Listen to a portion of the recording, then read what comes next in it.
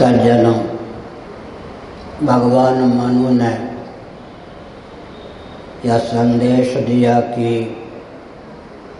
भूतम भव्यम भविष्यच्च सर्वं वेदात् प्रसिद्ध्यति।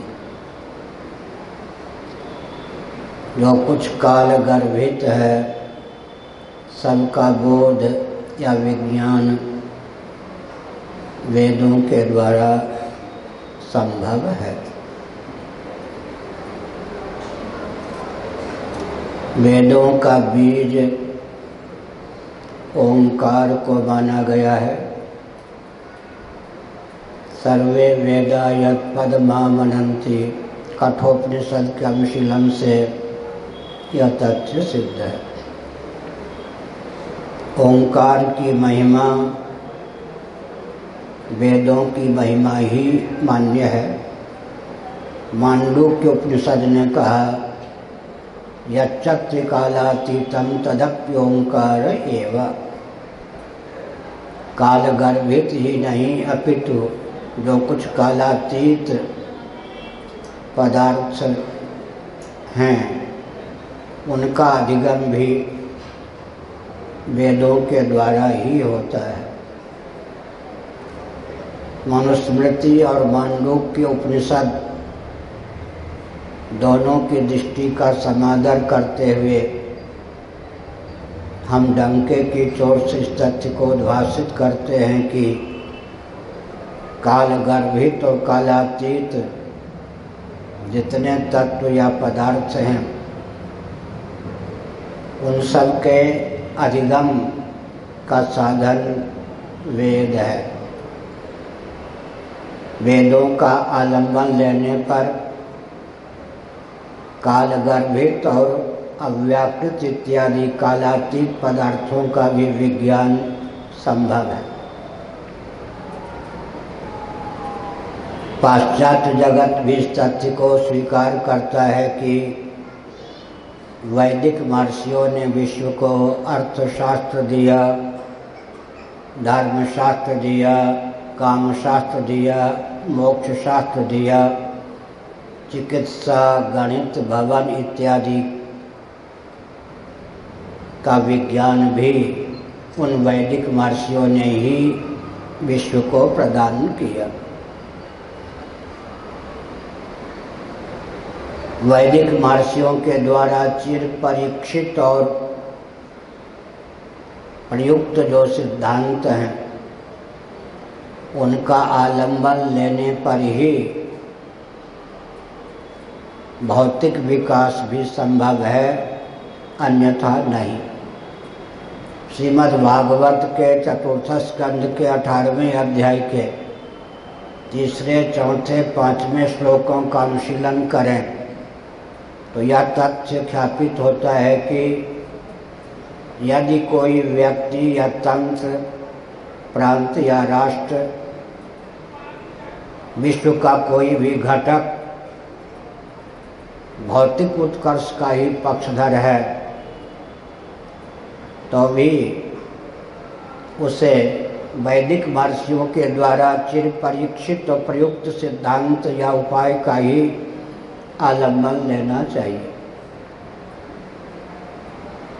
हम सूक्ष्मता पूर्वक अनुशीलन करें तो एक निष्कर्ष निकलता है।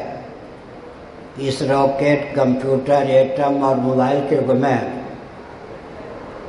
वैदिक विधा को ताक पर रखकर जो विकास को भौतिकवादियों ने परिभाषित और क्रियान्वित किया है उसके गर्भ से विस्फोट निकल रहा है।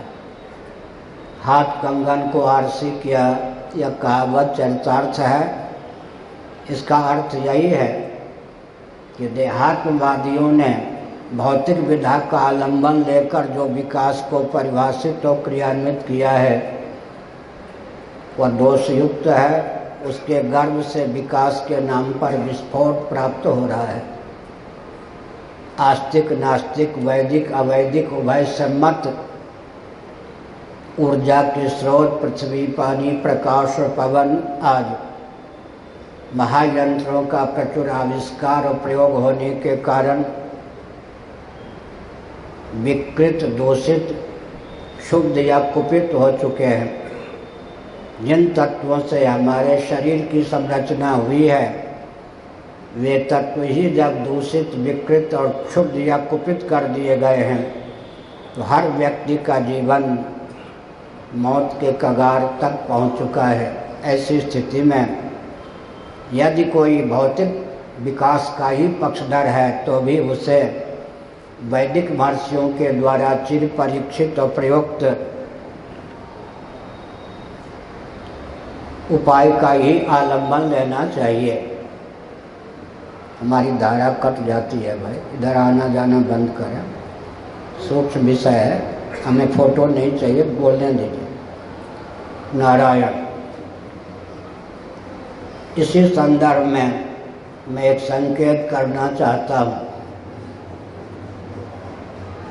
विज्ञान की आधारशिला तो गणित है। गणित में त्रुटि होने पर जितने आविष्कार और प्रयोग हैं, सब में त्रुटि का होना स्वाभाविक है।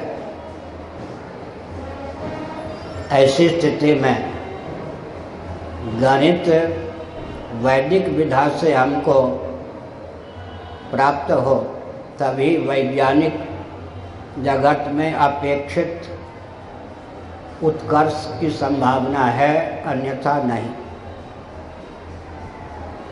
विचार करके देखें तो शून्यवादी, नैरात्यवादी बौद्धों के चपेट में आकर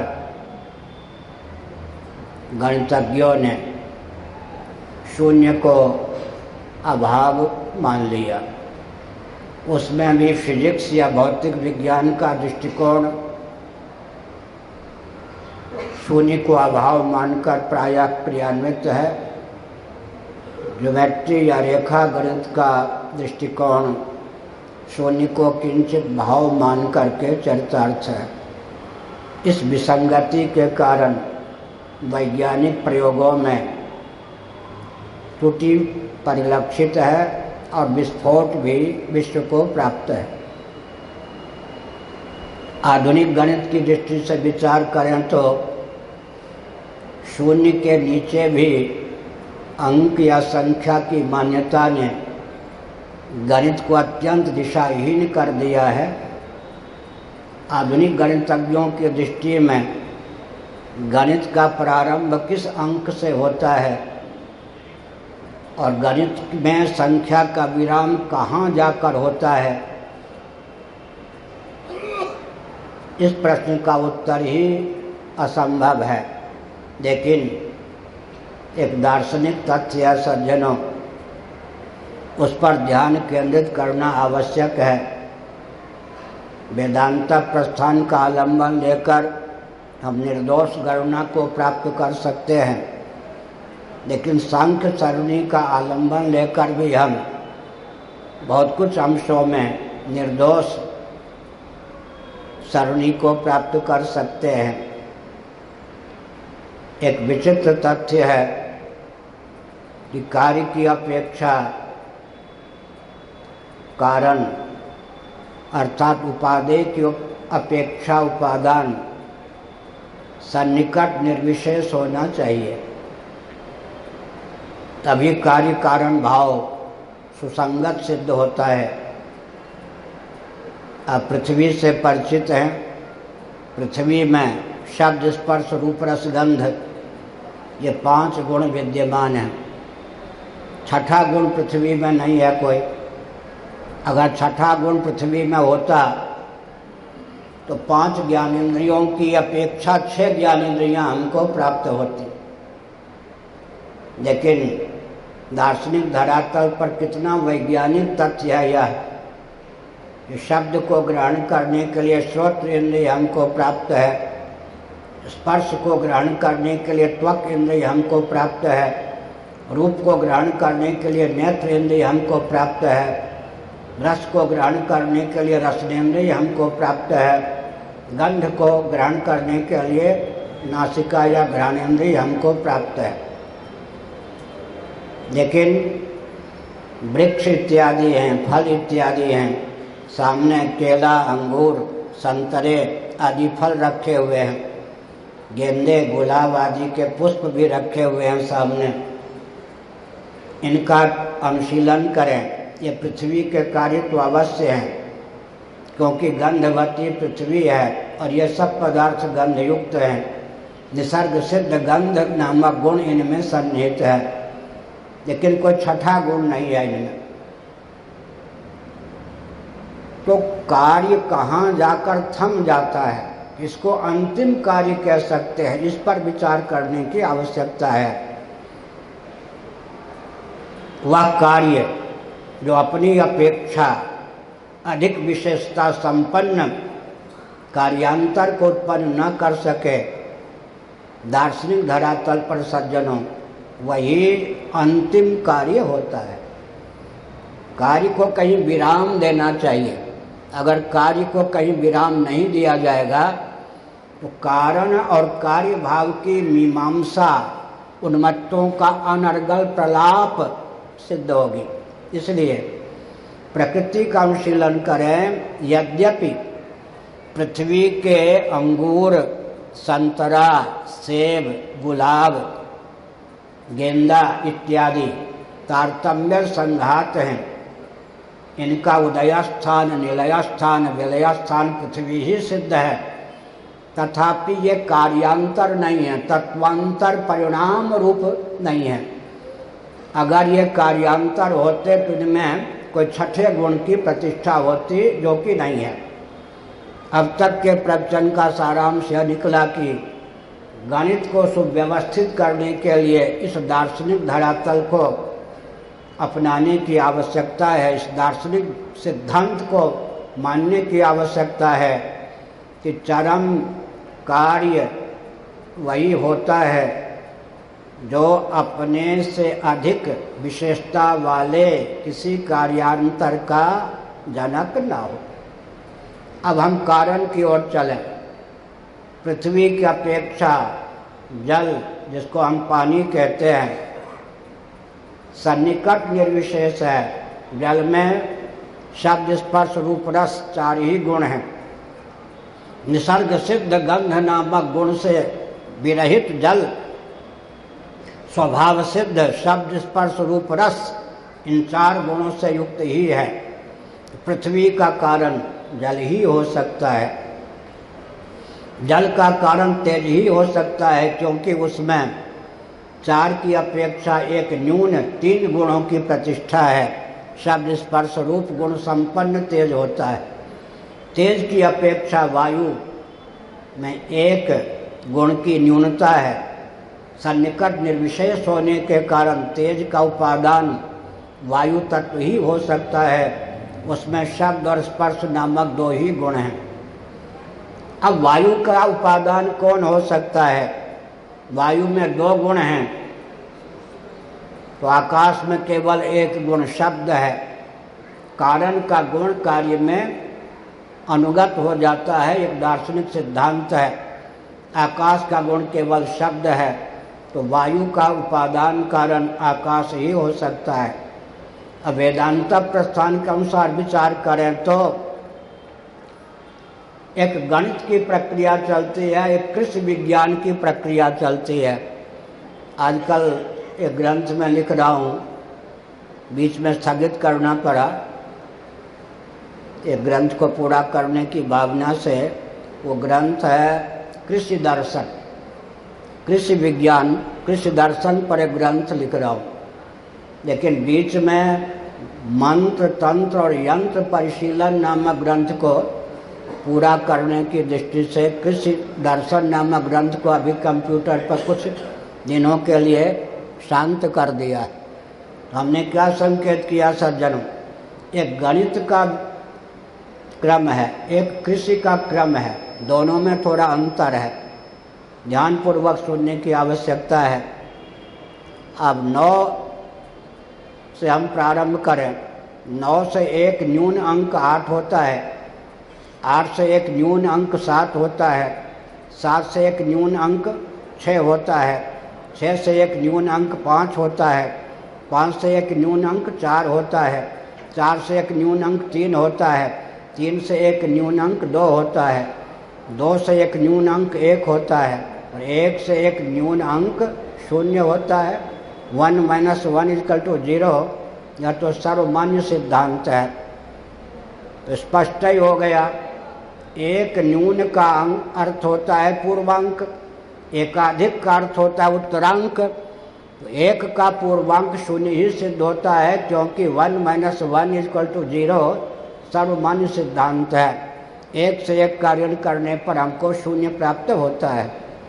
साथ ही साथ लगे हाथ यह भी समझ लें, किसी भी 0 के अतिरिक्त नहीं 0 को लेकर भी किसी भी अंक या संख्या का उसी से ऋण करने पर उत्तर 0 ही प्राप्त होता है। 0 से 0 का ऋण करें तो 0, 1 से 1 का ऋण करें तो 0, 2 से 2 का ऋण करें तो 0, 3 से 3 का ऋण करें तो 0, 4 से 4 का ऋण करें तो 0, 5 से 5 का ऋण करें तो 0, 6 से 6 का ऋण करें तो 0, 7 से 7 का ऋण करें तो 0, 8 से 8 का ऋण करें तो 0, 9 से 9 का ऋण करें तो 0। इसका अर्थ क्या हुआ? 9 से 9 अंक पूर्व जो संख्या है उसका नाम 0 है। 8 से 8 अंक पूर्व जो संख्या है उसका नाम 0 है। 7 से 7 अंक पूर्व जो संख्या है उसका नाम 0 है। 1 से 1 अंक पूर्व जो संख्या है उसका नाम 0 है। यह गणित की प्रक्रिया है, जहाँ 1 का 1 से ऋण करने पर हमको 0 प्राप्त होता है, जो सर्वथा निर्विशेष अंक है।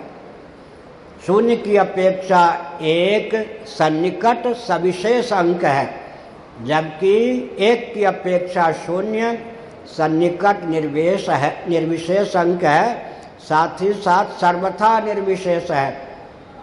उसके आगे आप कोई निर्विशेष अंक प्राप्त नहीं कर सकते। इसका अर्थ है गणित की प्रक्रिया के अनुसार निर्विशेष ही मूल अंक होता है, मूल कारण होता है। जहाँ विशेषता की परिसमाप्ति हो जाए उसी का नाम काष्ठा या परागति 0 है। यह गणित सिद्धांत है। कृषि विज्ञान इससे कुछ विलक्षण है। वृक्षादि का पर्यवसान बीज में होता है। बीज का अर्थ क्या होता है? सकल विशेषताओं की बीजावस्था। संस्कार युक्त पृथ्वी का नाम सज्जनों बीज होता है। उस संस्कार का फलन कर लेने पर बीज का पर्यवसान फिर किसमें होता है? पृथ्वी में। अगर चना, जौ, मटर ये सब के बीज हैं, घुन लग जाएं या भून दिए जाएं तो उनमें अंकुरोत्पादनी शक्ति का विलोप हो जाता है। तब उनका नाम केवल भस्मांतक गुम शरीरम पृथ्वी रह जाता है। इस दृष्टि से विचार करने पर हम आकाश तक पहुँचे थे। आकाश में केवल एक शब्द नामक गुण सिद्ध होता है। उस शब्द नामक गुण की जो बीजावस्था है, कृषि विज्ञान के अनुसार अंकुर की जो बीजावस्था है उसका नाम जैसे बीज है, ठीक इसी प्रकार से शब्द नामक गुण की जो बीजावस्था है उसी का नाम सांख्य प्रस्थान में, वेदांत प्रस्थान में, योग प्रस्थान में अव्यक्त प्रकृति या प्रधान या माया होता है सज्जनों। अब प्रकृति या अव्यक्त से उस बीजावस्था का संस्कार विशेष का विलोप कर दें, कर्षण कर लें, तो फिर बीज का पर्यवसान जैसे भूमि में, पृथ्वी में हो जाता है। ठीक इसी प्रकार हम कहते हैं कि आकाश में शब्द नामक गुण है। शब्द नामक गुण से संपन्न आकाश की बीजावस्था का नाम सांख्य प्रस्थान में, वेदांत प्रस्थान में अव्यक्त होता है। उस बीज शक्ति का फलन कर लेने पर फिर आत्मा या ब्रह्म ही शेष रहता है। तो हमने एक संकेत किया। इसका अर्थ क्या होता है सज्जनों? निर्विशेषता की अवधि को हम कारण मानते हैं। तो अंकों की निर्विशेषता की अवधि 0 है, इसीलिए उसको हम कारण कह सकते हैं। लेकिन एक विचित्र बात है, निर्विशेष में अर्थक क्रियाकारिता उपयोगिता का आदान करने के लिए, फिर जैसे ब्रह्म में अर्थक क्रियाकारिता सृष्टि की उत्पादनी, पालनी, संभालनी क्षमता का आदान करने के लिए माया की स्वीकृति आवश्यक है, इसी प्रकार शून्य को आगे बढ़ाने के लिए एक की आवश्यकता होती है। चूँकि 1 - 1 = 0 होता है, से 0 + 1 = 1 होता है। शून्य में एक का योग करने पर एक की सिद्धि होती है। जैसे प्रकृति और पुरुष सांख्यों के यहाँ अनादि हैं, प्रकृतिम पुरुषं चैव विध्यनादि भावपि, ठीक इसी प्रकार गणित की प्रक्रिया का आलंबन लें तो शून्य और एक दोनों ही अनादि हैं, क्योंकि एक की निर्मिति में भी शून्य के साथ एक का योग अपेक्षित है। दोनों अनादि हैं, लेकिन विचित्र बात यह है कि एक की अपेक्षा सन्निकट निर्विशेष होने के कारण अनादि होने पर भी और अनादि का भी अनादि शून्य ही सिद्ध होता है। हमने एक संकेत किया। अब हम श्री भारती कृष्ण जी महाभाग, जो वैदिक मैथमेटिक्स के रचयिता माने जाते हैं, अपने जीवन काल में जिन्होंने अमेरिका की यात्रा के पहले 15 गणित का ग्रंथ लिखा था अंग्रेजी में, वो मद्रास के थे, अंग्रेजी और संस्कृत के ही नहीं अन्य 12 भाषाओं के भी मूर्धन्य विद्वान थे। उन्होंने 15 ग्रंथ अपने जीवन काल में अमेरिका की यात्रा के पहले गणित पर लिखा था। उनके शिष्यों के घर में वे सब के सब ग्रंथ दीमक के शिकार हो गए। कुछ विदेशी तंत्रों के द्वारा ग्रंथ अपहरण कर लिए गए। अब हमको यह भी पता चल रहा है, अमेरिका में उन्होंने मोतियाबिंद की स्थिति में अंग्रेजी में ग्रंथ लिखा, जिसका नाम आजकल वैदिक मैथमेटिक्स या वैदिक गणित है। 15 ग्रंथ तो लुप्त हो गए थे। उनके सूत्रार्थ, सारांश या समरी के रूप में उन्होंने वैदिक गणित को लिखा था, जिसमें 16 सूत्र हैं संस्कृत के छोटे छोटे वाक्य, 13 उपसूत्र हैं और 3 कूट सूत्र, जिनका अर्थ लगाना बहुत कठिन है, उनको कूट सूत्र कहते हैं। सूत्र, उपसूत्र और कूट सूत्रों की संख्या इस प्रकार 32 सिद्ध होती है। 16 सूत्रों की संख्या है, 13 उपसूत्रों की संख्या है, 3 कूट सूत्रों की संख्या है, कुल मिलाकर 32 सूत्र, उसमें छोटे छोटे वाक्य 32 हैं। उनकी बृहद व्याख्या उन्होंने स्वयं की, लेकिन वैदिक मैथमेटिक्स में यह चमत्कृति है कि रेखा गणित ही नहीं, ज्योमेट्री ही नहीं, गणित की जितनी शाखाएं 10, 15, 20 हो सकती हैं या आगे बढ़ने की संभावना है, उस ग्रंथ में वह चमत्कृति है कि सब विभाग में वे सूत्र क्रियान्वित हो सकते हैं। एक चमत्कार है। केवल रेखा गणित में ही नहीं, उन महापुरुष के जीवन काल में गणित की जितनी शाखाएं थीं और आजकल जितनी शाखाएं अतिरिक्त हो गई हैं, भविष्य में भी गणित की जितनी शाखाएं संभावित हैं, उन सब में उस वैदिक गणित की अमोघ गति है। ये जो 32 सूत्र हैं, गणित की संभावित जितनी भी शाखाएं हो सकती हैं, उनमें भी इन सूत्रों का जानकार अमोघ गति प्राप्त कर सकता है। इन चमत्कृतियों से युक्त वे 32 सूत्र हैं। लेकिन नाम रखा गया, उन्होंने स्वयं नाम रखा वैदिक मैथमेटिक्स।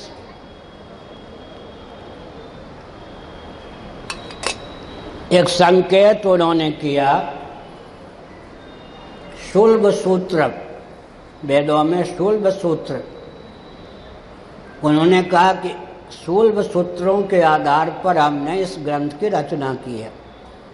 एक जगह उन्होंने यह भी भाव व्यक्त किया, अथर्ववेद के आधार पर हमने इन सूत्रों की रचना की है। लेकिन उनके जीवन काल में जो भी महान भाव पूछते थे, एक भी सूत्र का नाम बताइए कि कहाँ से लिया आपने। मुस्कुरा देते थे या मुंह फेर लेते थे। कभी उन्होंने मुख नहीं खोला कि वैदिक गणित में जितने सूत्र हैं वो कहाँ से लिए गए हैं। कालांतर में अमेरिका से वैदिक गणित का पांडुलिपि उनकी भक्ता शिष्या मंजुला त्रिवेदी ने मंगाया। भारतीय कृष्ण जी महाभाग के शरीर पूरा होने के बाद ही दैवयोग से वह ग्रंथ छप चुका, जिसका आज हिंदी अनुवाद भी प्राप्त है, काशी से मूल ग्रंथ भी प्राप्त है। लेकिन उन सूत्रों को लेकर बाद के महान भावों ने कहा, वेदों को श्रेय देने की भावना से श्री भारतीय कृष्ण जी महाभाग ने अपने गणित का नाम वैदिक मैथमेटिक्स रखा। सचमुच में ये सारे के सारे सूत्र उन्हीं के द्वारा विरचित थे। वैदिक गणित का जो हिंदी में अनुवाद है उसमें अग्रवाल महोदय ने भूमिका में यही भाव व्यक्त किया है। लेकिन मैं एक संकेत करता हूँ, जब मैंने वैदिक मैथमेटिक्स के सूत्रों को देखा तो मुझे बहुत प्रसन्नता हुई, क्योंकि पहले से ही श्रीमद् भागवत का अध्ययन करने के कारण श्रीमद् भागवत के 10वें स्कंद के 3 अध्याय के 25वें श्लोक का एक चरण मुझे स्मरण था, शिष्यते शेष संज्ञा। वैदिक गणित में उपसूत्र के रूप में यह सूत्र उद्धृत किया गया है, शिष्यते शेष संज्ञा।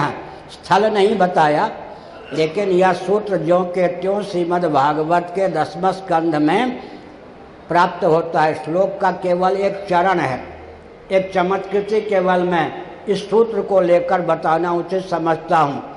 महाप्रलय का वर्णन किया गया श्रीमद् भागवत में और बताया गया कि महाप्रलय में पृथ्वी पानी में, पानी तेज में, तेज पवन में, पवन वायु में, वायु अहम तत्व में, वायु आकाश में, आकाश अहम तत्व में, अहम तत्व महतत्व में, महतत्व अव्यक्त में, अव्यक्त ब्रह्म में जाकर विलीन होता है। महाप्रलय की ज्वाला भी जिसको दग्ध करने, विलुप्त करने में समर्थ नहीं होती, वह जो भगवत तत्व ब्रह्म संज्ञक परमात्मा तत्व सच्चिदानंद है, उसी का नाम शेष है। कटने, पिटने, जलने, गलने, मरने से जो बच जाए उसी का नाम शेष होता है। तो दार्शनिक सूत्र है, महाप्रलय का वर्णन है। लेकिन श्री भारती कृष्ण जी महाभाग की बुद्धिमत्ता पर हम लट्टू हैं कि गणित में भी यह सूत्र ज्यों के त्यों क्रियान्वित होता है। गणित में अगर कहीं 9 भी शेष बचे, 8 बचे, 7 बचे, 6 बचे, लेकिन ऋण की प्रक्रिया अपनाते जाएं तो अंत में सबका पर्यवसान शून्य में ही होता है। चरम शून्य, चरम शेष क्या होगा गणित में? शून्य ही होगा। तो शिष्यते शेष संज्ञा, यहाँ शेष नाम परमात्मा का है दार्शनिक प्रस्थान में। गणित प्रस्थान में उसको उन्होंने शून्य की संज्ञा दी। और मुद्गल पुराण का अनुशीलन कीजिए तो एक दंत भगवान गणेश का नाम है। मुद्गल पुराण ने का एक तो माया है और दंत क्या है? परमात्मा। एक माया का प्रतीक अंक है और दंत माने शून्य, वो ब्रह्म का प्रतीक है। तो मुद्गल पुराण ने स्पष्ट रूप से, क्योंकि गणेश तत्व में जो गण है वह तो गणित का वाचक है या नहीं? आपको सुनकर आश्चर्य होगा, छांदोग्य श्रुति के 7वें अध्याय में देवर्ष नारद से सनत कुमार ने पूछा, जिन जिन विद्याओं का, कलाओं का अनुशीलन अध्ययन करके आप मेरे पास आए हैं, उन सब का पहले वर्णन कीजिए। जिन कला और विद्या के आप विशेषज्ञ हैं उनका वर्णन कीजिए, फिर मैं आपको आत्मविद्या का उपदेश दूंगा। उन विद्याओं में नारद जी ने राशि शब्द का प्रयोग किया है। राशि का भी मैं विशेषज्ञ हूँ। भगवत पाद शंकराचार्य महाभाग ने वहाँ राशि का अर्थ गणित किया है। गणित के अर्थ में छांदोग्य श्रुति में राशि शब्द का प्रयोग हुआ है। गणेश में भी जो गण है वह राशि का ही द्योतक है सज्जनों। गणपति में भी जो गण है वह भी राशि का ही द्योतक है। तो हमने एक संकेत किया। न्यूटन का गुरुत्वाकर्षण सिद्धांत आप लोग जानते हैं, हमारे महर्षियों ने तो पहले से ही उद्भाषित किया था, लेकिन गुरुत्वाकर्षण के अनुसंधान का श्रेय पाश्चात्य जगत के न्यूटन महोदय को गया। तो मैं एक संकेत करता हूँ, गुरुत्वाकर्षण का जो उनका तीसरा सिद्धांत है, to every action there is an equal and opposite reaction, प्रत्येक क्रिया की समान और विपक्षी प्रतिक्रिया होती है। यह जो न्यूटन के गुरुत्वाकर्षण का तीसरा सिद्धांत है, यह भी तो दर्शन और व्यवहार और गणित तीनों पर क्रियान्वित होता है। प्रत्येक क्रिया की समान और विपक्षी प्रतिक्रिया होती है। यह नीति शास्त्र भी है, गणित शास्त्र भी है और विज्ञान भी है। जो गणित है वो तो विज्ञान है ही, बिना गणित के तो विज्ञान की संभावना ही नहीं है। गणित का उपजीव्य विज्ञान हो, गणित जो है विज्ञान का उपजीव्य होता है। तो एक बहुत ऊंची बात है कि न्यूटन जी ने भी इस शैली का परिचय दिया। जो नीति शास्त्र है, व्यवहार शास्त्र है, वह गणित पर भी ज्यों के त्यों क्रियान्वित है और वैज्ञानिक क्षेत्र में भी ज्यों के त्यों क्रियान्वित है। To every action there is an equal and opposite reaction. जिस प्रकार गुरुत्वाकर्षण का यह तीसरा सिद्धांत गणित पर भी, व्यवहार में भी और वैज्ञानिक जगत में भी क्रियान्वित है, ठीक इसी प्रकार से शिष्यते शेष संज्ञा नामक जो सूत्र है वह भी महाप्रलय में चरितार्थ है, गणित में चरितार्थ है। इसके आधार पर वैज्ञानिक जगत में भी विविध चमत्कारपूर्ण आविष्कार की उद्भावना की जा सकती है। हमने एक संकेत किया, लेकिन एक पहेली मेरे सामने थी। जब कहीं गणित पर संगोष्ठी होती थी तो प्रश्न कर दिया जाता था कि वैदिक गणित में जिन सूत्रों को उद्भाषित किया गया है, जिनका नाम लिया गया है, उल्लेख किया गया है, जिनके आधार पर विश्व में गणित की जितनी शाखाएं, प्रकार प्रशाखाएं हैं या संभावित हैं, सब में हम दक्षता प्राप्त कर सकते हैं। अंतरिक्ष विज्ञान आदि में विदेश तो आजकल वैदिक मैथमेटिक्स का उपयोग अधिकतर अंतरिक्ष विज्ञान में करता है। भारत ऊंचे से ऊंचे ज्ञान विज्ञान को भी अगर वैदिक महर्षियों के द्वारा, मनुवादियों के द्वारा, सनातन धर्मियों के द्वारा उद्भाषित है, सांप्रदायिक कहकर उपेक्षित कर देता है। भारत में अभी वह क्षमता नहीं है कि अपनी मेधा शक्ति, रक्षा शक्ति, वाणिज्य शक्ति और श्रम शक्ति का उपयोग भारत के हित में कर सके। या बिहार है क्या? बिहार में भी अब क्षमता नहीं है। भारत के अंतर्गत बिहार में अच्छी तरह जानता हूँ, यह भी अपनी मेधा शक्ति, रक्षा शक्ति, वाणिज्य शक्ति और श्रम शक्ति का प्रांत के उत्कर्ष में उपयोग और विनियोग कर सके। लेकिन भारत के अतिरिक्त जितने राष्ट्र हैं विश्व में, लगभग 203 राष्ट्र, वे हमारी मेधा शक्ति, रक्षा शक्ति, वाणिज्य शक्ति और श्रम शक्ति का भरपूर लाभ उठाते हैं। तो मैंने एक संकेत किया सज्जनों। क्या संकेत किया? मेरा ध्यान गया कि ढूंढा जाए इन सूत्रों का अता पता कुछ वेदांत शास्त्रों में है या नहीं। आज मैं बड़ी सभा में संभवतः दूसरी बार बोल रहा हूँ। अभी कहीं उड़ीसा में कहा था मैंने, मेरे कंप्यूटर पर एक ग्रंथ लटका हुआ है, 2 साल बाद उसे छूँगा मैं। उसका नाम है पूर्वानुमान वैदिकार्ष गणित। वैदिक गणित की बृहद व्याख्या करने का विचार है, संकल्प है। लगभग अनुमान से 2000 पृष्ठों में वो ग्रंथ पूरा होगा। जिस उद्देश्य से ग्रंथकार ने ग्रंथ की रचना की थी, विश्व में गणित की जितनी प्रशाखाएं, शाखाएं हैं या संभावित हैं, सबको उद्भाषित करने में ये सूत्र कैसे समर्थ हो सकते हैं या हैं, इन सब तथ्यों को भविष्य में भगवत कृपा से संयोग सदने पर हम उद्भाषित करेंगे। लेकिन शुभ संदेश पूरे विश्व के लिए यह है कि हमको एक सूत्र तो पहले ही प्राप्त थे, बाकी 31 सूत्र का मूल स्वरूप उपनिषदों में, अन्य ग्रंथों में ज्यों के त्यों प्राप्त हो गए हैं। कुछ मिलते जुलते प्राप्त हुए हैं, केवल क्रिया का अंतर है। ये सौभाग्य की बात है कि हमारा जो पूर्वानुमान वैदिकार्ष गणित लगभग 2000 पृष्ठों में प्रकाशित होगा। अभी तो 50 पृष्ठ लिखकर छोड़ दिया है। 2 साल बाद हम उस गणित के ग्रंथ को अपनाएंगे तो उसमें गणित के सब सूत्रों का मूल स्थल भी बता दिया गया होगा। अब तक के प्रवचन का सारांश यह निकला कि भारती कृष्ण जी महाभाग ने क्या चमत्कार किया। आपको सुनकर आश्चर्य होगा कि जब वो 14 वर्ष की आयु के थे, संस्कृत संभाषण में उनको सरस्वती की उपाधि प्राप्त थी। 1 साल में, उन दिनों MSc को भी MA कहते थे, 1 साल में 7 विषयों में उन्होंने MA की परीक्षा अर्थात MSc की परीक्षा सर्वोत्कृष्ट अंकों से प्राप्त की और 14 भाषा के दिग्गज विद्वान थे।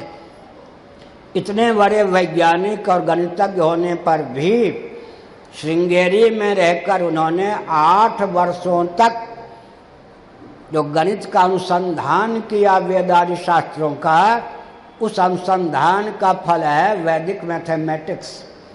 इतने बड़े विज्ञान को वैदिक वाङ्मय का अनुशीलन करके 8 वर्षों में जो तथ्य प्राप्त हुआ उसका नाम है सज्जनों वैदिक मैथमेटिक्स।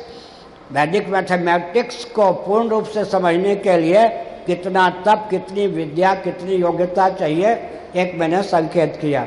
वैदिक गणित की चमत्कृति क्या है, इस विद्यालय के संस्थापक महोदय भी यहाँ विद्यमान हैं।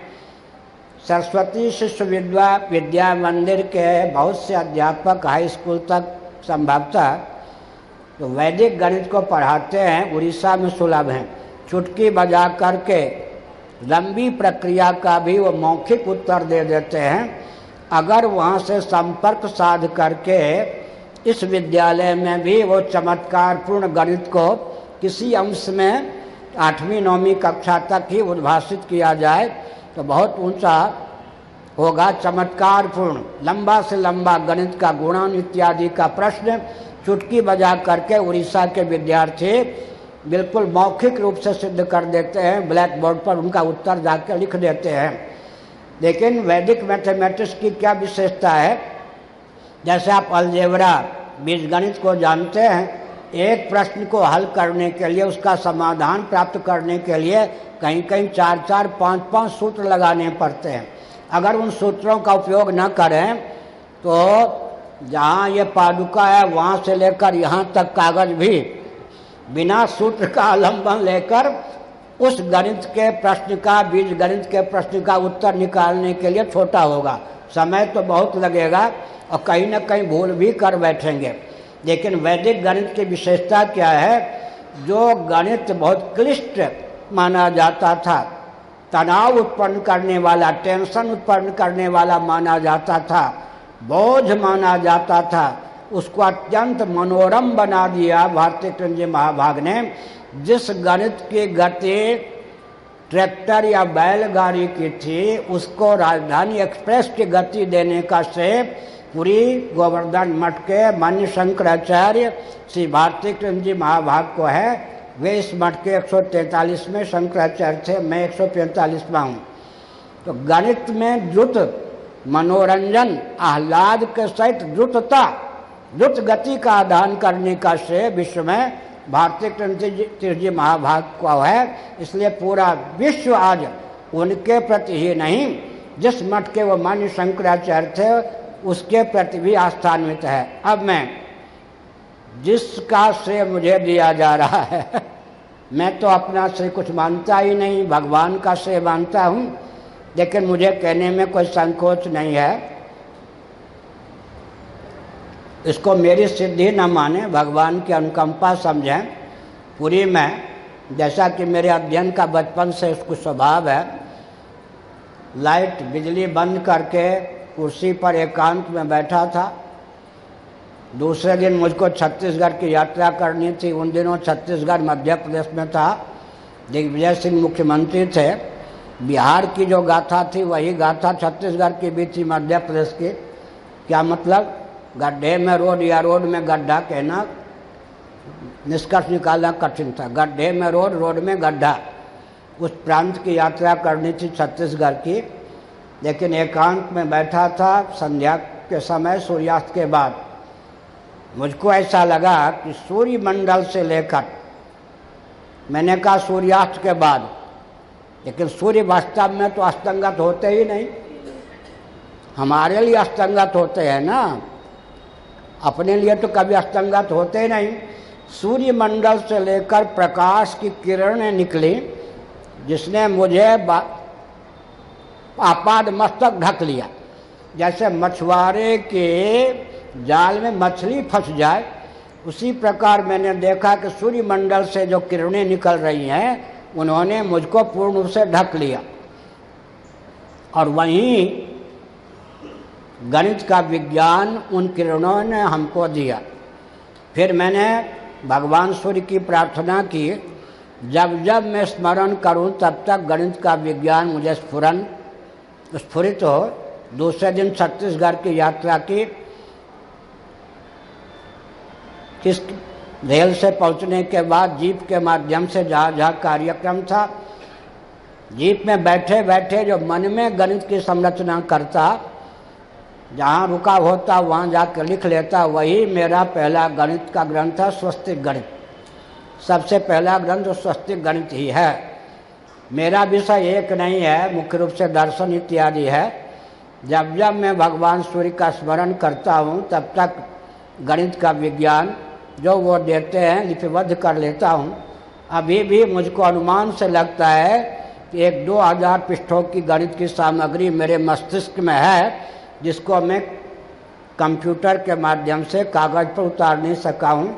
अब मेरे नाम से जो प्रसिद्ध गणित है, ये बार बार मैं क्यों कह रहा हूँ, कहीं से मैंने चोरी नहीं की है, और जहाँ से जो बचन लिया है वेदादि शास्त्रों से उनका स्थल लिख दिया है, लेकिन मेरा नाम लिया जाता है। और मैं मानता हूँ इस गणित के दाता भगवान सूर्य को, इसलिए मैं बार बार उनका नाम कृतज्ञता व्यक्त करने के लिए करता हूँ।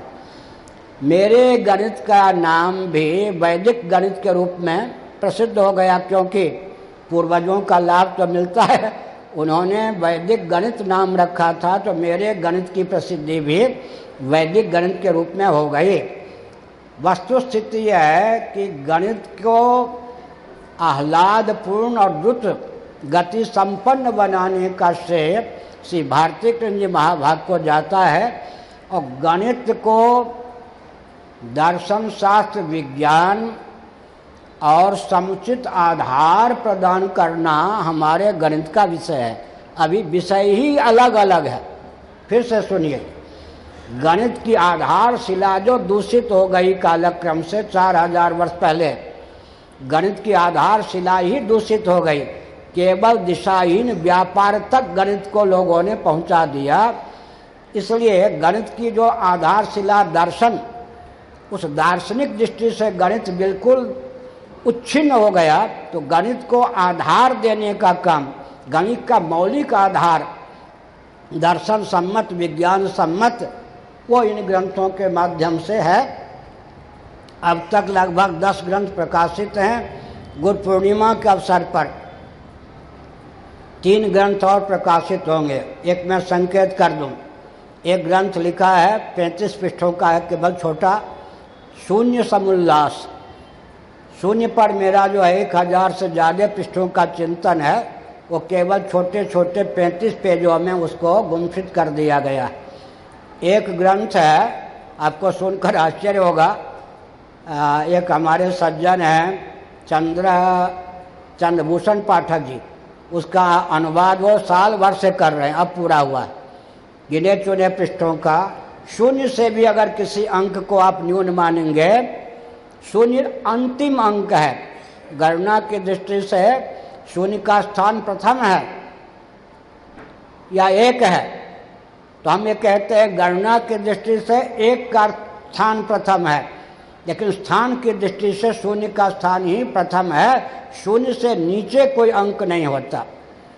अगर 10 की बात जैसा कि आप सुन रहे थे, 10 तो इकाई अंक नहीं है, दहाई है ना। दहाई का अर्थ क्या होता है, सैकड़ा का अर्थ क्या होता है, 1000 का अर्थ क्या होता है, लाख का क्या अर्थ होता है। इकाई अंकों के दाएं बाएं योग से, दाएं बाएं स्थान से, वाम दक्षिण स्थान से जिनकी रचना हो, उनका नाम होता है दहाई, सैकड़ा, 1000। इसका मतलब 10 तो मौलिक अंक हो ही नहीं सकता है, 100 तो मौलिक अंक हो ही नहीं सकता है, 113 तो मौलिक अंक हो ही नहीं सकता है। मौलिक अंक उसको कहते हैं जो दहाई से पहले का हो, इकाई स्थानापन्न हो। इकाई स्थानापन्न अंकों में तो कहीं भी शून्य हमको दृष्टिगोचर नहीं होता। सबसे पहले 10 के माध्यम से 1 के दक्षिण भाग में शून्य रहने पर 10 संख्या की प्राप्ति होती है। इसका मैं उत्तर एक देता हूँ और प्रवचन को विराम की ओर ले जाता हूँ। श्रीमद् भागवत और महाभारत का दृष्टांत इस संदर्भ में बहुत मनोरम है। बिना सूर्य और बिना चंद्र का आलम्बन लिए राहु का दर्शन आज तक किसी ने को हुआ है क्या? आगे हो सकता है क्या? ग्रह विज्ञान, ग्रहण विज्ञान, बिना सूर्य का आलम्बन लिए या बिना चंद्र का आलम्बन लिए राहु का स्वतंत्र दर्शन होता है क्या? लेकिन सूर्य का आलंबन लेने पर जो राहु का दर्शन होता है, उस राहु का स्वतंत्र भी कोई स्थान या अस्तित्व है या नहीं? भले दृष्टिगोचर न हो। श्रीमद् भागवत और महाभारत का यह दृष्टिकोण है। भगवान ने स्वयं कहा है, जैसे राहु का दर्शन बिना सूर्य और चंद्रमा का आलंबन लिए स्वातंत्र्य नहीं हो सकता, उसी प्रकार मेरा दर्शन बिना माया और मायिक प्रपंच का आलम्बन लिए नहीं हो सकता। उसमें दृष्टांत दिया। इस दृष्टांत के बल पर ये डंके की चोट से यह तथ्य सिद्ध होता है, माना कि सूर्य के माध्यम से राहु का दर्शन होता है, लेकिन सूर्य ही तो राहु नहीं है और राहु ही तो सूर्य नहीं है। तो जैसे अभिव्यक्ति अलग चीज है, स्थिति अलग चीज है। राहु की स्थिति स्वतंत्र भी है, लेकिन उसकी अभिव्यक्ति सूर्य या चंद्रमा के माध्यम से होती है। इसी प्रकार शून्य की स्थिति अंक गणित में इकाई अंकों में प्रथम है, क्योंकि 1 - 1 = 0 डंके की चोट से यह तथ्य सिद्ध करता है कि 1 का पूर्वांक वास्तव में शून्य है। निर्विशेष होने के कारण गणना की दृष्टि से 1 को, स्थान की दृष्टि से 0 को प्रथमांक माना जाता है। हमने संकेत किया। तो हमने यह कहा सज्जनों कि हमारे जो गणित हैं वो गणित को दर्शन का रूप, मोक्ष शास्त्र का रूप और गणना में बिल्कुल कोई त्रुटि उत्पन्न न हो, इस दृष्टि से उन ग्रंथों की रचना की गई है। तो गणित को विशुद्ध रूप देना, गणित की आधारशिला को प्रस्तुत करने में ये सब जो गणित के हमारे ग्रंथ हैं उनका उपयोग और विनियोग है। अब तक के प्रवचन का सारांश यह निकला कि शून्य का दर्शन 10वें स्थान पर होता है। इसका अर्थ नहीं कि शून्य स्वतंत्र कोई अंक नहीं है, 1 के सहारे शून्य का दर्शन होता है। अच्छा, थोड़ा 10 से इकाई स्थानों पर शून्य को हटा दें तो 1 इकाई स्थानों पर 1 रह जाएगा, तब तो उसका महत्व एक ही हुआ ना। शून्य वह तत्व है जिसने अपनी विद्यमानता से इकाई स्थानापन्न होकर 1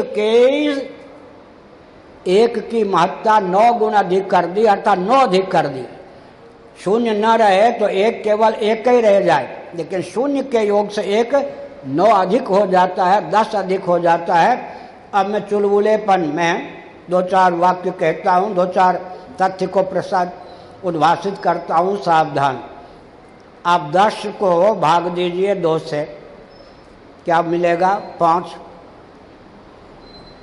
5 से 10 तक जाइए, 6, 7, 8, 9, 10। 5 के आगे कितने अंक हो गए? 6, 7, 8, 9, 10।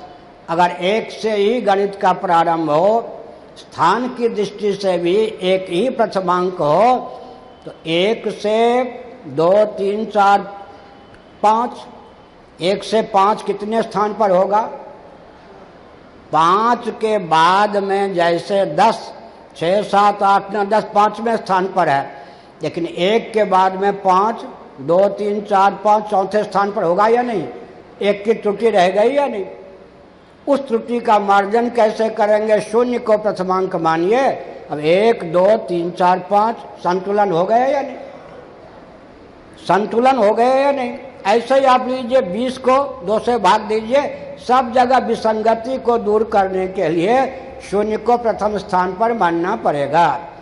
अब वो जो चमत्कृति हमारे निकेश ब्रह्मचारी जी ने बताई कि 10 से लेकर 19 तक, 20 से लेकर 29 तक, 30 से लेकर 39 तक, 40 से लेकर 49 तक, 50 से लेकर 59 तक, 60 से लेकर 69 तक, 70 से लेकर 79 तक, 80 से लेकर 89 तक, 90 से लेकर 99 तक अंक लीजिए। लेकिन इकाई स्थानों पर क्रम से हमको क्या प्राप्त होते हैं? 0 1 2 3 4 5 6 7 8 9। इसका अर्थ यह है कि स्थान की दृष्टि से 0 ही प्रथम अंक है, लेकिन गणना की दृष्टि से 1 प्रथम अंक है। इसमें भी बहुत बड़ी भ्रांति है। 10 लिखेंगे तब तो लोग मानते हैं कि 0 भावांक हो गया, और 0 को इकाई स्थान पर न रहकर दाहिने स्थान पर रख दें, 0 के बाद 1 लिखें, तो आधुनिक गणितों की मान्यता क्या है? 0 अभावांक हो गया।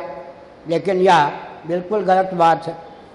हमने 26 बिंदु दिया है कि 0 से भी अगर अवर अंक किसी को मानते हैं तो 26 दोषों की प्राप्ति होती है। वैसे यहाँ समझिए 12 लिखें, अब 12 को बदल दें, इकाई को दाई को इकाई कर दें तो 21, तो दोनों भावांक हुए या नहीं? 12 लिखने पर 1 और 2 जैसे भावांक हैं, वैसे 21 लिखने पर, व्यत्यास करने पर, उलटफेर करने पर भी 2 और 1 भावांक है या नहीं? इसी प्रकार 10 को हम 0 और 1 कर दें, इकाई स्थान पर 1 को, दाहिने स्थान पर 0 को रखें, तो क्या 0 भावांक होता है? वो पूर्व उत्तर में न्यूनता का आधान कर देता है। न्यूनता या अधिकता का आधायक जो होता है भावांक होता है, अभावांक नहीं। अगर न्यूनता का कोई आधान करता है तो भी भाव है, अधिकता का कोई आधान करता है तो भी भावांक ही है सज्जनों। इस प्रकार से हमने और भी संलग्नता सिद्धांत आजकल के गणित में कहीं है ही नहीं। तो 25 चमत्कारपूर्ण सामग्रियाँ संलग्नता सिद्धांत आदि को लेकर इन ग्रंथों में है। अब तक के प्रवचन का सारांश यह निकला कि गणित की गति कहाँ तक है। भीष्म पर्व में भीष्म जी ने गणित को परिभाषित किया है। गणेय की गणना का नाम गणित है। लेकिन एक विचित्र बात है, गणेय तक ही गणना में आने योग्य, गणेय माने काउंटिंग, गणना में आने योग्य, गणेय की गणना का नाम गणित है। अविद्यावृत्ति से, लक्षणावृत्ति से गणित असंख्य भी शब्द है या नहीं? अगणित भी शब्द है या नहीं? लक्षणावृत्ति से गणित के चपेट में जो नहीं आता वो भी गणित का विषय बन जाता है। ये हमने एक संकेत किया। दूसरी बात यह है कि गणित किन किन विधाओं में, किन किन शाखाओं में लागू होती हैं। कल्पना कीजिए एक अंकुर उत्पन्न हुआ पृथ्वी से। अंकुर वस्तु है या नहीं? जब किसी वस्तु या व्यक्ति का जन्म होता है तो 2 चीज मानने के लिए हम बाध्य होते हैं। एक देश माने स्थान विशेष, एक काल विशेष। किस क्षण में यह अंकुर उत्पन्न हुआ, किस देश या स्थान में यह अंकुर हुआ उत्पन्न। आजकल तो सबकी जन्मभूमि प्रायः हॉस्पिटल है क्या? आजकल तो प्रायः सब चिकित्सालय में ही जन्म लेते हैं, मरते भी प्रायः चिकित्सालय में हैं। मरें चिकित्सालय में या न मरें, लेकिन जन्म तो सबका प्रायः आजकल जन्म स्थान क्या है? चिकित्सालय है। लेकिन थोड़ा विचार किए, एक बच्चे का जन्म हुआ, एक बच्ची का जन्म हुआ, बालिका का जन्म हुआ, बालक का जन्म हुआ। अब जन्म कुंडली या जन्मपत्री कैसे बनाएंगे? किस देश में, स्थल में, भूमि में उसका जन्म हुआ? राम जन्मभूमि भी तो कहते हैं नहीं? लीला पूर्वक भगवान भी अवतार लेते हैं तो कृष्ण जन्मभूमि, राम जन्मभूमि किसी क्षेत्र विशेष में, किसी देश विशेष में, किसी स्थान विशेष में उत्पन्न होते हैं। तो फिर किसी काल में तो ही गए, क्षण विशेष में, किसी स्थान में। हम अगर उत्पन्न वस्तु को मानते हैं, किसी वस्तु या व्यक्ति की उत्पत्ति को मानते हैं, तो अर्थात हमको देश और काल मानने के लिए बाध्य होना पड़ता है। अब हमारे गणना के विषय मुख्य रूप से 3 हो गए। गणित के कितने भी प्रभेद हों, गणित की कितनी भी शाखाएं हों, वो कारगर होंगी 3 पर। देश को लेकर, देश में भी 10 है। देश में 10 कैसे? पूर्व पश्चिम उत्तर दक्षिण और 4 कोण 8, ऊपर नीचे ऊर्ध्व और अधः, 10 देश हो गए ना। देश के 10 विभेद हो गए। और संस्कृत के अनुसार लट लंग इत्यादि लकार को ले लें तो वैसे काल भूत भविष्य वर्तमान 3 हैं, लेकिन लकार के हिसाब से अगर वैदिक वाङ्मय को लें तो 8 नहीं 10 काल के विभेद हो जाते हैं। और वस्तु के विभेद कितने हो जाते हैं? पृथ्वी जल तेज वायु आकाश, ये 5 हो गए। और अंत में फिर अहम तत्व महत्तत्व अव्यक्त, अव्यक्त हो गए। और एक होता है उच्छूनावस्थापन अव्यक्त माया और ब्रह्म, अथवा 5 स्थूलभूत 5 सूक्ष्मभूत, 10 हो गए। इसका मतलब क्या है? इसीलिए आजकल मैं लिख रहा हूँ 10 महाविद्या पर।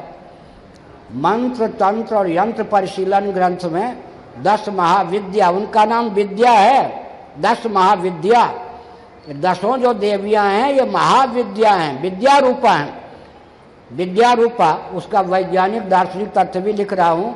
हमने कहा कि अब एक विचित्र बात है, देश की सीमा, देश की गणना सीमित है।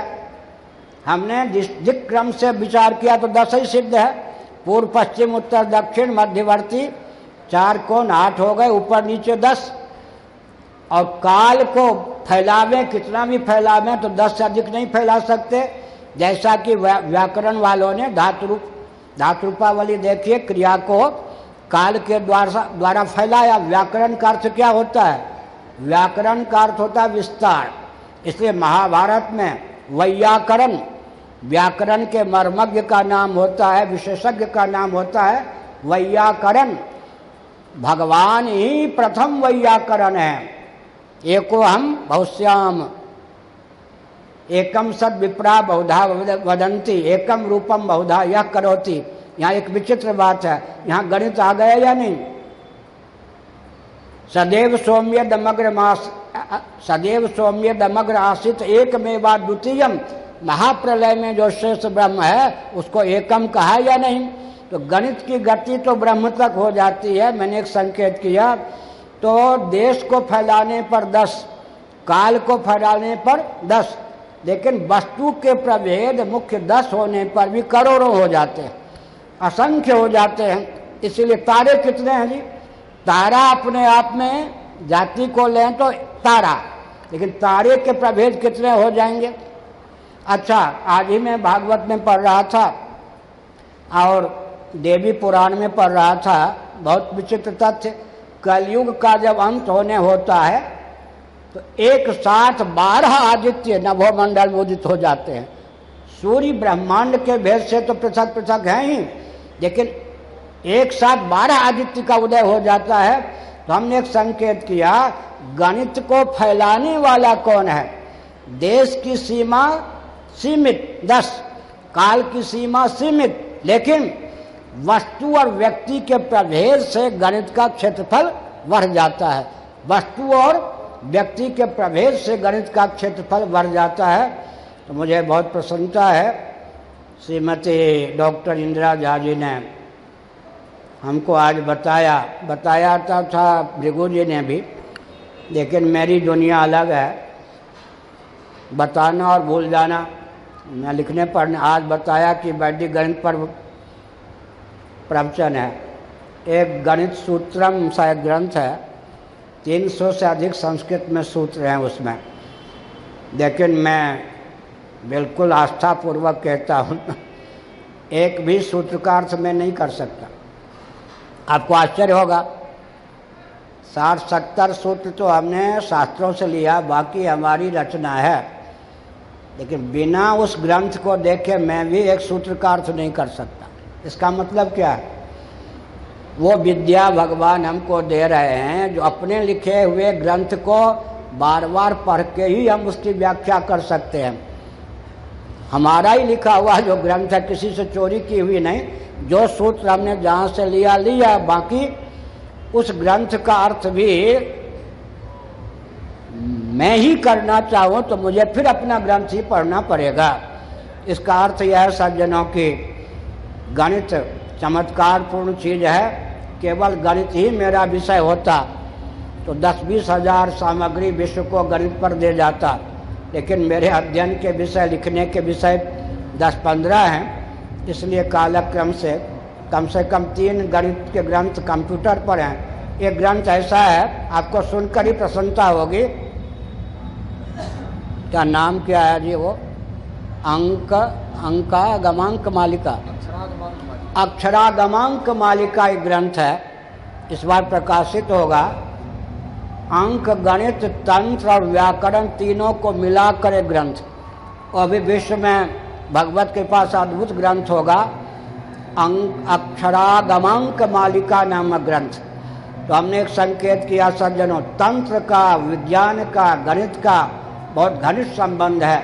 अब केवल 2 वाक्य कहकर मैं प्रवचन को विराम दे रहा हूँ। नासा से आप लोग परिचित हैं, नासा से आप लोग परिचित हैं। भारत के संस्कृत के विद्वान जो भारत में सम्मान और सुविधा नहीं प्राप्त कर पाते, नासा उनको बुला लेता है। आविष्कार हमारे संस्कृत के विद्वान करते हैं, मुहर नासा लगाता है। सुन लीजिए, देश का दुर्भाग्य है या नहीं? हम सबके हित ऐसी हैं, लेकिन यह अत्याचार कि हमारे देश में संस्कृत के विद्वान जब सब बैठे रहिए, वहीं बैठे, हमारे देश में जब संस्कृत के विद्वान सम्मान नहीं प्राप्त कर पाते हैं, 2 मिनट और देर से सुनिए, हमारे देश में संस्कृत के विद्वान जब सम्मान नहीं प्राप्त कर पाते हैं, विश्वविद्यालय आदि में गिने चुने विद्वान जा पाते हैं, नासा उनका उपयोग कर रहा है। आविष्कार हमारे विद्वानों का मुहर लगाता है नासा। हमारा कृषि विज्ञान परंपरा प्राप्त विदेश खरीद रहा है, अपना विकृत कृषि विज्ञान हमको दे रहा है। इसीलिए हमको कृषि पर भी लिखने की आवश्यकता हुई, ताकि दुनिया की आंखें खुल जाए कि वेदादि शास्त्रों ने कृषि का स्वरूप क्या उद्भाषित किया है, भूमि के कितने भेद हैं, कृषि का वास्तविक स्वरूप क्या है। तो हमने एक संकेत किया सज्जनों, क्या संकेत किया कि गणित का बहुत बड़ा महत्व है, गणित के बिना कुछ भी हो ही नहीं सकता। सृष्टि की संरचना ही गणित के आधार पर हुई है। मैंने यहीं से प्रवचन प्रारंभ किया था कि सृष्टि की संरचना ही बैसो होता, बैसो मुँह लगाकर 2 मिनट धैर्य धारण करूं। हमने क्या कहा सज्जनों, गणित मोक्ष शास्त्र भी है, धर्म शास्त्र भी है, अर्थशास्त्र भी है, काम शास्त्र भी है। सारा विश्व गणित के आधार पर चलता है और जितने आविष्कार होते हैं, यंत्र बनते हैं, सब गणित के आधार पर होते हैं।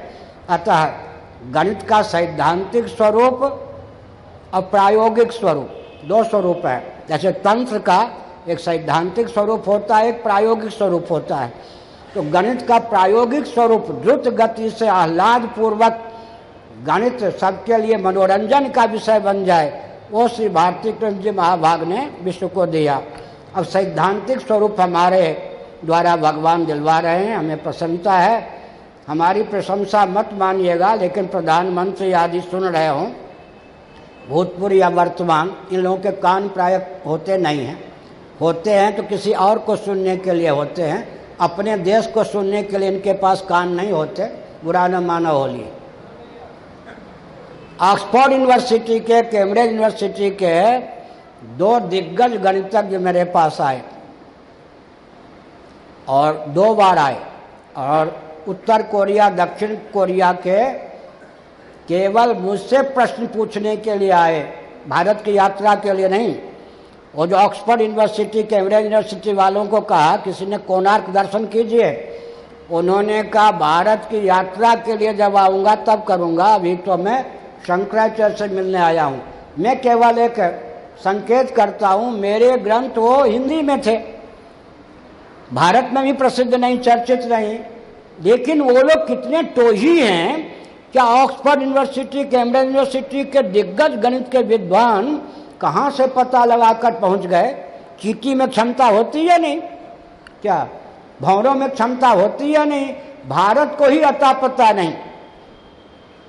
हाँ, भले कलाम जी को मालूम रहा हो, मुझसे बात हुई तो मैंने बताया था, वो भी चुपचाप रहे। अपने मित्र जिन्होंने, उनके मित्र अभी जो हमको बेंगलोर में मिले थे, जिन्होंने केवल 15 महीने की सीमा में यान को मंगल ग्रह पर भेज दिया, शर्मा जी, उन्होंने कहा कि आपके गणित की चर्चा माननीय राष्ट्रपति उनके मित्रों में थे, वो करते थे, लेकिन उन्होंने भी मुंह नहीं खोला। तो ऑक्सफोर्ड यूनिवर्सिटी, कैम्ब्रिज यूनिवर्सिटी के विद्वानों ने प्रश्न मेरे पास पहले से नहीं भेजा था, लेकिन 90, 4 बार में इतने मिनट हमसे लिया। उसके बाद उनकी टिप्पणी है, मेरी नहीं। अनुवादक कोई और थे हमारे शिष्य, कि विश्व में 1% गणित अगर अन्यत्र है तो गोवर्धन मठ में 100% गणित है। ये उनके शब्द थे। तो लेकिन भारत सरकार को कुछ पता नहीं, वो पता होते भी पता नहीं। मैं ये कहता हूँ, मुझे सम्मान नहीं चाहिए, मैं तो सम्मान अपमान को एक मानकर बाबा बना हूँ, कम से कम ज्ञान पर तो लात न मारे जाए ना। मैं भाजपाई नहीं हूँ, कांग्रेस नहीं हूँ, इसलिए मेरे ग्रंथ में 2 त्रुटि है। आप शंकराचार्य को किसी पार्टी का बनाना चाहते हो, ज्ञान से भी दुश्मनी। बड़ी विचित्र तथ्य है कि ज्ञान से भी दुश्मनी। तो हमने एक संकेत किया सज्जनों, विश्व बैंक हमसे अर्थशास्त्र पर अपनी सारी गुत्थी सुलझा सकता है, भारत क्या सुलझा नहीं सकता है? विचित्र बात है। इसका अर्थ है कि भारत में ज्ञान विज्ञान का सम्मान नहीं है, लेकिन अपमान सह के भी, कठिनाई सह के भी ज्ञान विज्ञान को उद्भाषित करना हमारा दायित्व है। अंत में भारतीय कृष्ण जी महाभाग ने, जिन्होंने विश्व को वैदिक मैथमेटिक्स दिया, उनका एक संस्कृत में, इंग्लिश में ग्रंथ है सनातन धर्म, मूल ग्रंथ भी हमारे यहाँ से प्रकाशित है, हिंदी अनुवाद भी। उनका ही वाक्य बोलकर मैं प्रवचन को विराम देता हूँ। उन्होंने जो कहा उसका हिंदी में अनुवाद है, भारतीय मनीषियों का, विशेषकर ब्राह्मणों का यह दायित्व होता है कि कालक्रम से विलुप्त ज्ञान विज्ञान को, कालक्रम से विलुप्त ज्ञान विज्ञान को मेधा शक्ति के बल पर पुनः उज्जीवित, उद्भाषित करें और कालक्रम से विकृत ज्ञान विज्ञान को विशुद्ध करें। भगवान शंकराचार्य जी ने क्या किया?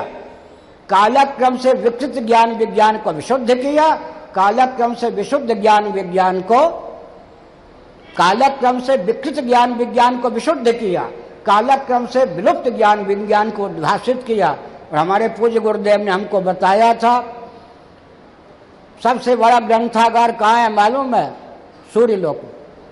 सूर्य भगवान कौन है? शब्द ब्रह्मात्मक हिरण्यगर्भ है। जो ग्रंथ मर्त्यलोक में लुप्त हो जाते हैं, जो विद्या मर्त्यलोक में लुप्त हो जाती है, वो सूर्य लोक में जाकर प्रतिष्ठित हो जाती है। मिथिला का इतिहास याज्ञवल्क्य जी का है या नहीं? वैशंपायन जी का है या नहीं? गुरु ने शाप दे दिया, मेरी दी हुई विद्या उगल दे। उनकी दी हुई विद्या गुरु चेले ने गुरु की आज्ञा मान करके क्या की? बमन कर दी। ऋषियों ने तितरी बनकर, बमन को मनुष्य के कैसे खाए? तितरी बन करके उन ज्ञान विज्ञान को, दानों को चुन लिया, तैतृय संहिता। फिर सोचा कि गुरुजी ने शाप दे दिया, गुरुजी ने आज्ञा दी, ज्ञान विज्ञान उगल दे, अब तो मैं महामूर्ख हो गया। इतना परिश्रम करके मैंने वेदों को गुरु से पढ़ा था, गुरुजी का शाप लग गया। शाप ये लग गया कि जो काम किसी दूसरे से होना था, उन्होंने कह दिया महाराज मैं ही कर दूंगा। ये भी बड़ी विचित्र बात है। राम जी ने भी दंड दे दिया। भरत जी को आज रामनवमी है ना, अच्छी बात है, याद आ गई। भरत जी को राम जी कुछ आदेश देना चाहते थे। शत्रुघ्न जी ने कहा महाराज 14 वर्षों तक आपके वियोग में दुबले पतले अनशन करके हो गए हैं, यह काम तो बड़े भाई के प्रति आस्था, अहंकार नहीं। अच्छा शत्रुघ्न, मेरी बात काट दी, जाओ मथुरा माने, मथुरा माने शत्रुघ्न की राजधानी, जाओ लवणासुर को मार दो, मार दोगे मैं वरदान देता हूँ, तिलक करता हूँ, मथुरा का राजा बना दिया। अरे मैं तो राम जी से ही अलग हो गया, मैंने बीच में क्या बोल दिया? गुरु लोग बोलते हैं तो बहुत सोच समझ के भांग पी के तो नहीं बोलते, एक वाक्य बोलते नहीं थे। पर शत्रुघ्न जी हाथ जोड़े रहते थे, एक वाक्य बोला, राम जी ने कहा मथुरा का राजा बना दिया। आज रामनवमी के अवसर पर मैं यह भी संकेत करना चाहता हूं, मानव निर्मित विश्व की प्रथम राजधानी का नाम अयोध्या है। वाल्मीकि रामायण उठा के देखिए और भगवत गीता शंकर भाष्य उठा के देखिए, मनु मानव नहीं है। मनु तो जैसे भूत का नाम भौतिक नहीं होता, भूत के पंचभूत के कार्य का नाम भौतिक होता है, मनु की संतान का नाम मानव है। वो तो ब्रह्मावर्त विठुर मनु की निर्मित, मानव निर्मित पूरे विश्व की इक्ष्वाकु, मानव निर्मित पूरे विश्व की प्रथम राजधानी का नाम अयोध्या है। वहां राम लला तंबू में बैठे हैं। हम तो इस भवन में बैठ करके प्रवचन कर रहे हैं, राम लला तंबू में बैठे हैं। क्या सैद्धांतिक धरातल पर भारत स्वतंत्र देश कहने योग्य है? तो हमने एक संकेत किया सज्जनों, क्या संकेत किया? तो भारती कृष्ण जी महाभाग ने कहा, क्या कहा भारती कृष्ण जी महाभाग ने कि हमारा भारतीय मनुष्यों का यह दायित्व होता है कि कालक्रम से विलुप्त ज्ञान विज्ञान को क्या करें, तपोबल से प्राप्त करें, उद्भाषित करें और विकृत ज्ञान विज्ञान को शोधित करें। तब फिर क्या हुआ? तपस्या करके शिष्य ने सूर्य भगवान को अनुकूल करके फिर एक विचित्र शुक्ल यजुर्वेद प्राप्त कर लिया। वो तो कृष्ण हो गया था वामता, शुक्ल यजुर्वेद प्राप्त कर लिया। इस उद्देश्य से भी, इस दृष्टांत के बल पर भी डंके की चोट से यह तथ्य सिद्ध होता है, यहाँ जो भी ज्ञान विज्ञान मनवंतर आदि के भेद से विलुप्त हो जाते हैं, भगवान सूर्य के पास वो ज्ञान विज्ञान रहते हैं। उन भगवान सूर्य को नमस्कार, जिनकी कृपा से मुझे यह गणित विज्ञान प्राप्त हुआ। हर हर महादेव।